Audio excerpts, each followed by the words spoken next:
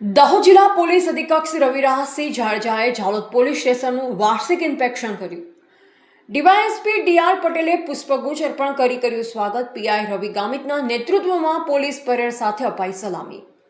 દાહોદ જિલ્લા પોલીસ અધિક્ષક રવિરાજસિંહ જાડેજાએ મંગળવારે ઝાલોદ પોલીસ સ્ટેશનની મુલાકાત લઈ વાર્ષિક ઇન્સ્પેક્શન હાથ ધર્યું હતું. જિલ્લા પોલીસ વડાના આગમન સમયે ઝાલોદ ડિવિઝનના ડીવાયએસપી ડીઆર પટેલ દ્વારા પુષ્પગુચ્છ અર્પણ કરી ઉષ્માભર્યું સ્વાગત કરવામાં આવ્યું. ત્યારબાદ ઝાલોદ પોલીસ સ્ટેશનના પોલીસ ઇન્સ્પેક્ટર રવિ ગામિતના નેતૃત્વમાં પોલીસ જવાનો દ્વારા પરેડ યોજી જિલ્લા પોલીસ અધિક્ષકને ગાળોપોણર આપવામાં આવ્યું. જિલ્લા પોલીસ અધિક્ષકે પરેડનું નિરીક્ષણ કરી પોલીસ જવાનોની શિસ્ત, કામગીરી અને સજ્જતાની સમીક્ષા કરી હતી. ઇન્સ્પેક્શન દરમિયાન પોલીસ સ્ટેશનના વિવિધ રજિસ્ટરો, ગુનાના તપાસની કામગીરી, માલખાનું, હથિયારોની જાળવણી, લોકઅપ, રેકર્ડ, CCNTS સહિત પોલીસ સ્ટેશનના વહીવટી અને કાયદો વ્યવસ્થા સંબંધિત વિવિધ મુદ્દાઓની વિગતવાર તપાસ કરવામાં આવી.